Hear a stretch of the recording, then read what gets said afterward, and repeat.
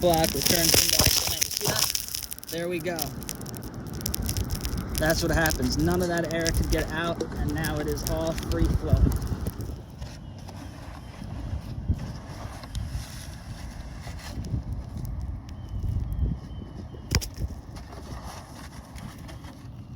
Let's see what happens when we remove that. Boom.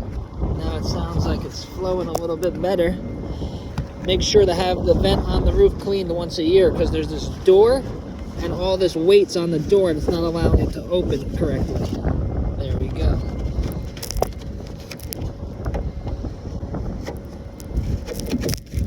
So yeah, watch this. There we go. Removed it. Still not getting much airflow away from the exit.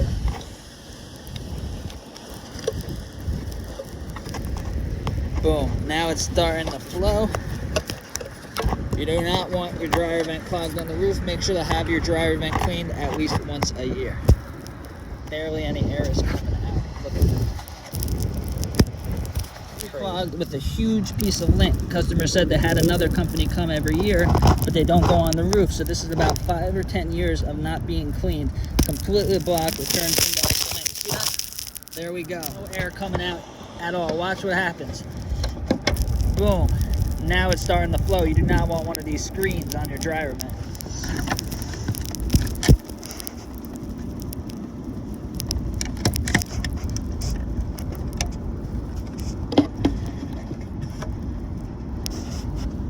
Was giving them an error code. Watch this. Boom. Now it's starting to flow. You see that on top of the screen? The whole thing was completely clogged, no air coming through at all. You do not want one of these screens on your dryer vent. So this customer has lived here for 5 years, never got the dryer vent clean. You could see that the vent on the roof is starting to get completely clogged. Look at this huge piece of lint blocking the opening. Now it's flowing better. It looks like it was clogged like this for a while. But there's a lot more stuck in here. And then there's a door, and all this lint is on top of the door, weighing it down, not letting it close, not letting it open so that it will not dry correctly. Look at this. Once I start removing it, it's going to start flowing a little bit better. But if your dryer vent goes to the roof, make sure you or someone goes up there and cleans it at least every year or two to make sure that it's flowing good. Because if it's blocked on the roof, it's not going to dry. So here we have a dryer vent on the roof. This one is about 50% clogged. There's some towards the edge here, but there's a lot more inside. It's very important to have your dryer vent on the roof cleaned once a year. This. Boom. Now it's flowing. Completely blocked with this screen. You do not want one of these screens on your dryer. It'll get completely clogged. There's safer ways to keep animals out.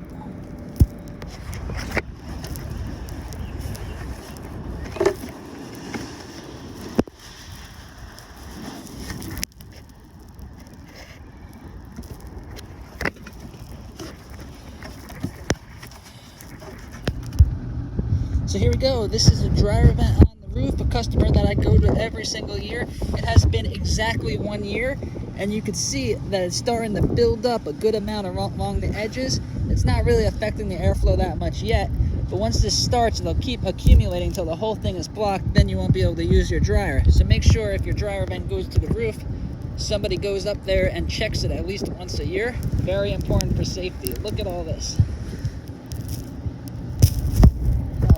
Look at this. The whole thing is completely clogged. Huge piece of lint. Look at that. Make sure to get your dryer vent cleaned once a year. Oh my God. And when they do towels and stuff, it takes a really long time to dry. Look, most of the air is blocked by this huge piece of lint, causing the airflow to be reduced, and it's also a big fire hazard. Make sure to have your dryer vent on the roof cleaned once a year. There we go. But this is not going to dry the clothes. Dry a lot slower and cost you more money on your electric bill. So make sure you clear it out. You can see how much more air is coming out, and this dryer is going to work much better. And it's also a good sign that the whole vent needs to be cleaned.